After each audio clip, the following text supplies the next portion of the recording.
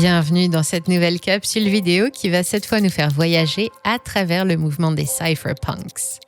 Ils ont été parmi les premiers à comprendre l'importance cruciale de la cryptographie pour assurer la vie privée et la sécurité sur Internet. Ils ont milité pour l'utilisation de la cryptographie à une époque où elle était encore classée comme une arme par de nombreux gouvernements. Le mouvement a joué un rôle clé dans la démocratisation de son utilisation, menant à son utilisation omniprésente actuelle dans des domaines tels que le commerce électronique, les communications sécurisées et les crypto-monnaies. Les cypherpunks croient fermement que la vie privée est un droit fondamental. Ils ont créé et promu des outils qui permettent aux individus de protéger leur vie privée sur Internet. Le concept de privacy by design a été fortement influencé par les idées et les travaux des cypherpunks. Il s'agit de la protection des données personnelles directement intégrées par défaut dans les produits, les services et la conception des systèmes. Sans ce mouvement, il est probable que le Bitcoin et toutes les autres cryptos qui ont suivi n'existeraient pas. Le concept de monnaie numérique décentralisée a été discuté au sein des cypherpunks bien avant la création du Bitcoin. En 1997, par exemple, le cypherpunk britannique Adam Back développait Hashcash, un système de transactions anonymes pour limiter les cyberattaques. En 1998, l'ingénieur informatique chinois Wei Dai a proposé l'idée d'une B-money. C'était la première fois que l'on parlait concrètement d'un système de paiement électronique anonyme et distribué. En 2004, le développeur Hal Finney s'est servi du logiciel Hashcash de son confrère pour créer le premier système de preuve de travail, repris plus tard par Satoshi Nakamoto pour le Bitcoin. La première femme reconnue comme hackeuse, Jude Milhon, également connue sous le nom de Saint Jude, est créditée d'avoir utilisé le terme cypherpunks pour décrire les membres du collectif initié par Eric Hughes, Timothy May et John Gilmore en 1992. Il semblerait que le terme soit dérivé de cyberpunk, un genre de littérature de science-fiction, et cipher en référence au chiffrement. À l'origine, la cryptographie était un outil utilisé par l'armée et les agences secrètes. L'idée est de convertir les lettres d'un texte en une série de nombres modifiés par un algorithme pour le garder secret, tout en restant déchiffrable par les destinataires. Avant de nous lancer, n'oubliez pas de vous abonner et de liker la vidéo si ce n'est pas déjà fait. Money Radar Crypto grandit chaque jour grâce à vous, alors merci.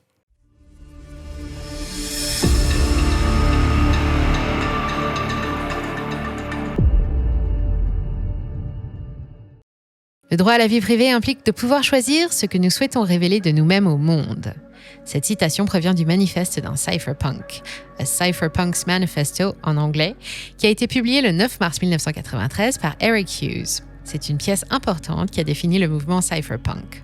Ce document était visionnaire pour son époque et ses principes restent d'une pertinence étonnante dans notre société actuelle où les questions de confidentialité et de sécurité sont devenues primordiales. Hughes, célèbre cypherpunk, commence le manifeste en affirmant que la vie privée est nécessaire pour une société ouverte à l'ère numérique. Il fait valoir que la vie privée est une liberté individuelle fondamentale. Elle doit être protégée et renforcée par la technologie, notamment la cryptographie. Il insiste vraiment sur le fait que la capacité de communiquer en privé est essentielle à une société libre et que la cryptographie n'est pas une méthode de dissimulation, mais plutôt un outil pour protéger la liberté d'expression et la vie privée. En effet, cette question n'est pas vraiment à prendre à la légère car elle touche directement nos droits fondamentaux en tant qu'individus libres, notre liberté d'expression et sa protection contre l'intrusion de forces externes, qu'elles soient étatiques ou corporatives. En Iran, lors des manifestations de 2017-2018, l'application de messagerie cryptée Telegram a été largement utilisée pour coordonner les actions de protestation, montrant comment la communication privée peut soutenir l'expression libre malgré la censure. De même lors des manifestations de 2019 à Hong Kong. Malgré cela, certains administrateurs de canal Telegram orchestrant les mouvements sociaux ont tout de même fini en prison. Le site web de Wikileaks, fondé par Julian Assange, utilise la technologie cryptographique pour permettre aux lanceurs d'alerte d'envoyer anonymement des documents, protégeant ainsi leur identité et leur sécurité. Ce modèle d'opération a permis la publication de plusieurs documents de grande importance, comme les War Logs de l'Irak et l'Afghanistan, qui ont révélé des informations sur les abus des droits de l'homme commis pendant ces conflits par l'armée américaine. Ces exemples marquants vous montrent l'importance de l'anonymat en ligne et en quoi il est au cœur de transformations politiques et sociétales majeures. L'anonymat en ligne et la communication privée ne sont pas seulement essentiels pour les activistes, les dissidents politiques ou les journalistes, ils sont aussi fondamentaux pour l'individu moyen.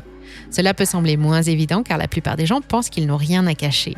Cependant, la question n'est pas tant de savoir si vous avez quelque chose à cacher, mais plutôt si vous avez quelque chose à protéger.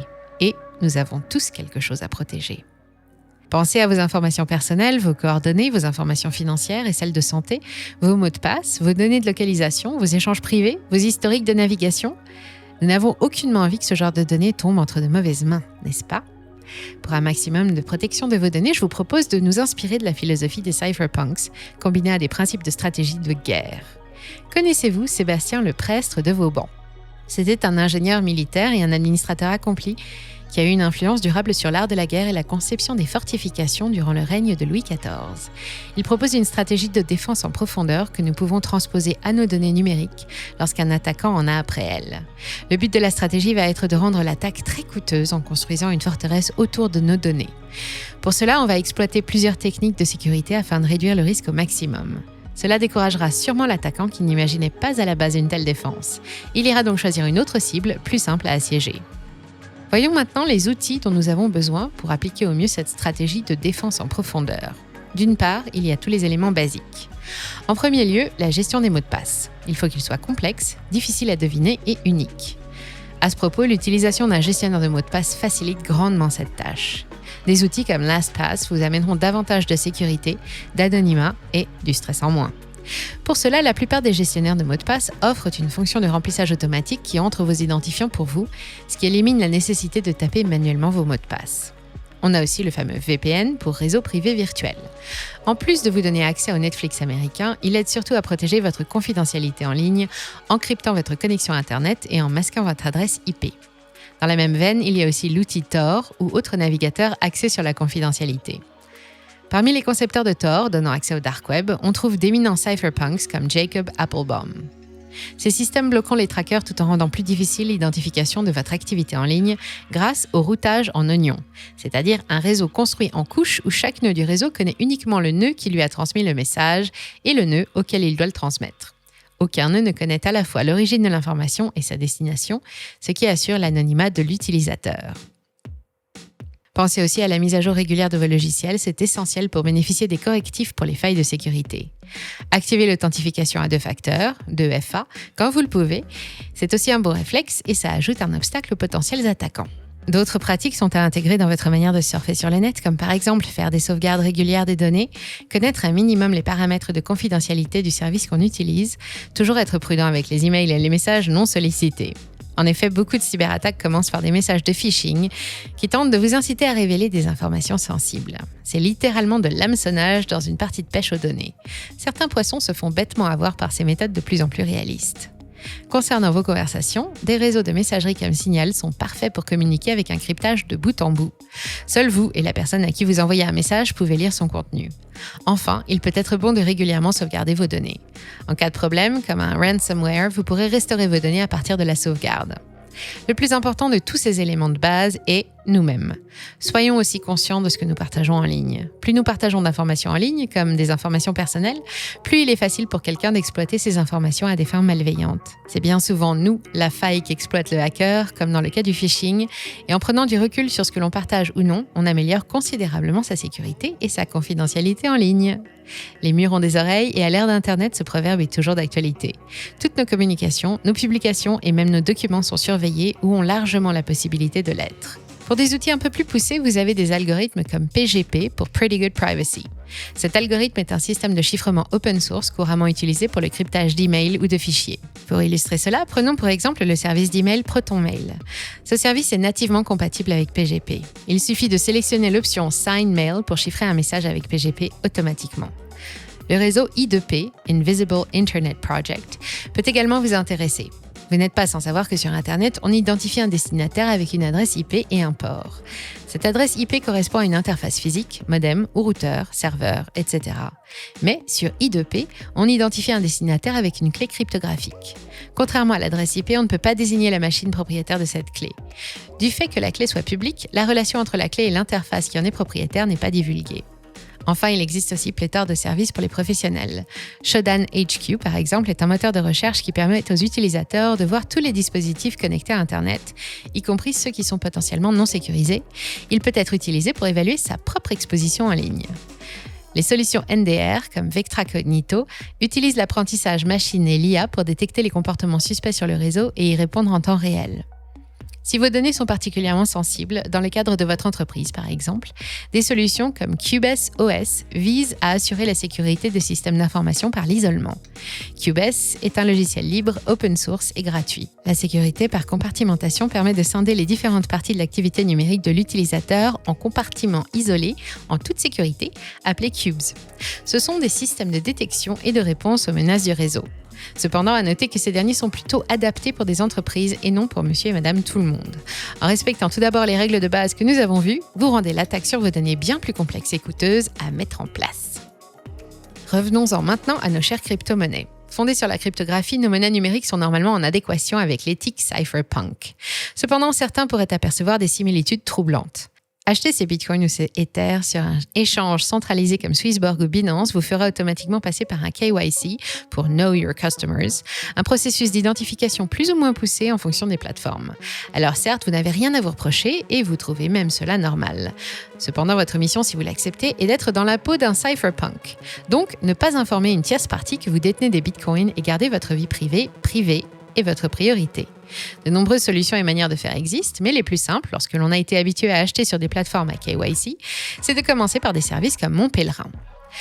Ce service vous permettra d'acheter instantanément des crypto-monnaies sur n'importe quel de vos portefeuilles par carte ou virement bancaire. Obtenez le prix du marché en direct, les frais les plus bas et sans aucun coût caché. Aucune pièce d'identité n'est requise. Allez aussi découvrir des solutions comme Peach Bitcoin, facile et rapide, ou encore LNP2 Pbot. Il s'agit d'une application pour acheter et vendre des bitcoins sur Lightning Network avec votre devise locale sans besoin de donner vos données personnelles. Mais attention, acheter ces cryptos en utilisant sa carte bancaire laissera une trace facilement repérable par une autorité. Les transactions en personne sont la méthode la plus privée, mais faites bien attention de faire cela avec quelqu'un de confiance. Un peu comme lorsque vous achetez un objet sur le Bon Coin, vous allez être vigilant vis-à-vis des arnaques. Il en va de même avec cette manière d'obtenir des bitcoins. Cette solution a été fournie pendant près de 10 ans par Local Bitcoin, mais malheureusement l'entreprise a été l'une des victimes du dernier bear market. Elle offrait la possibilité de mettre en relation des acheteurs et des vendeurs de bitcoin en effectuant la transaction en ligne ou en direct. Un vrai Le Bon Coin du bitcoin. Pour être parfaitement honnête, nous ne savons pas si des solutions similaires existent en alternative à Local Bitcoin. Et si personne dans votre entourage ne peut vous rendre ce service, vous avez aussi la possibilité d'utiliser des ATM Bitcoin. En effet, certains distributeurs automatiques de Bitcoin permettent d'acheter vos tokens directement en espèces. Pour regarder cela d'un peu plus près, mais surtout vérifier la présence d'un ATM proche de chez vous, vous avez des sites comme Coin ATM Radar. Au-delà des outils techniques et de la cryptographie que nous venons de voir, je vous propose d'aller davantage en profondeur. L'héritage des cypherpunks nous invite à être des individus qui ont conscience de leur liberté et de leurs responsabilités. C'est sans aucun doute le point le plus important, mais surtout le point de départ. Ainsi, se défendre contre la surveillance massive, échapper et lutter contre la censure et les limites de la liberté d'expression deviennent des devoirs. À l'ère du numérique dans lequel nous sommes, si votre liberté vous est chère, demeurer un individu souverain devient un art. L'exemple de Julian Assange est parlant. Il a lui-même déclaré avoir rejoint le mouvement cypherpunk en 1993. Par le biais des Wikileaks, il a défié les gouvernements et des institutions puissantes en publiant des informations qui auraient autrement été cachées au public. C'est une responsabilité immense qu'il porte sur ses épaules depuis de nombreuses années, avec toutes ses conséquences. Tout le monde n'est pas appelé à devenir un Assange ou même un cypherpunk qui écrit du code pour incarner sa vision du monde et de l'individu. Mais nous pouvons nous laisser imprégner par cette philosophie pour en tirer le meilleur, car cela nous concerne tous en tant qu'utilisateurs quotidiens d'Internet.